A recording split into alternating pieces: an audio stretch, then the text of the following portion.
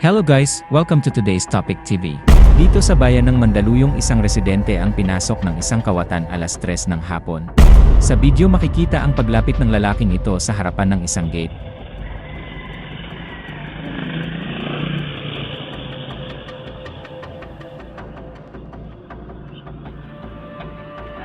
Maya-maya ay walang pag-alinlangang dumirdiretso ito hanggang sa loob.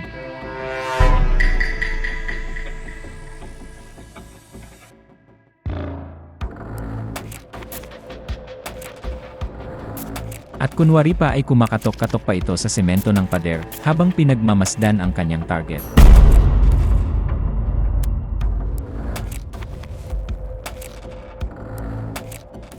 At talaga namang yung matitigas pa na mga bagay ang kanyang kinakatok para walang tunog.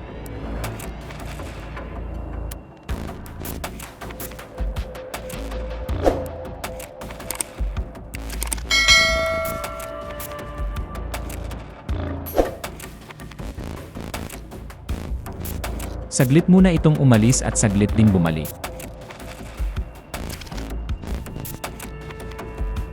At kumatok ulit ito nang walang nililikhang tunog. Patuloy itong nakikiramdam kung may tao sa loob, at hindi mahiwalay ang tingin niya sa isang bike na nakaparada sa tapat at naglabas pa ito ng cellphone na kunwari may tatawagang tao sa loob ng bahay. Subalit ang lahat ng iyon ay pagkukunwari lang na kung sakali mang may lumabas na tao ay kunwari ring may hinahanap siya. May pag-aalinlangang umalis na lamang ito. Subalit mas nanaig ang tukso ng demonyo, kaya't muli itong bumalik at muling sumubok ng kanyang pangfinaling katok.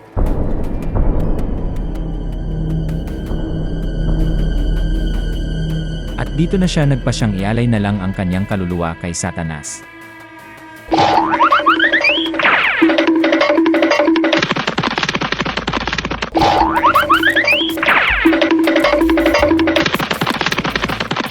Hulikam naman ang lalaking ito na kunwari umiihi subalit nagmamasid lang pala ito sa paligid. Kitang-kita mo po. Tinitignan, kunyari pa siyang umihi eh. Pero tinitignan niya talaga kung Oo.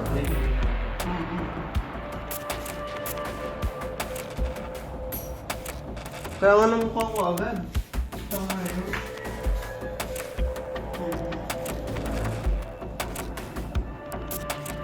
Hanggang sa lapitan na niya ang kanyang nakursunadahang bike. Pinata ang kinuha niya yung bike. Bait na. Pasok niya. Tapos tinilas. At pati tsinelas di rin ito pinaligtas. At mahahalata mong nakainom si kuya dahil na outbalance pa ito. Hanggang sa tuluyan na niya itong tinangay.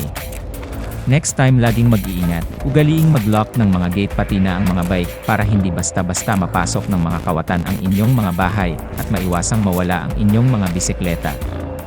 Ang pagiging alerto at maingat ay susi para makaiwas sa mga ganitong sitwasyon. Marami pong salamat sa panonood.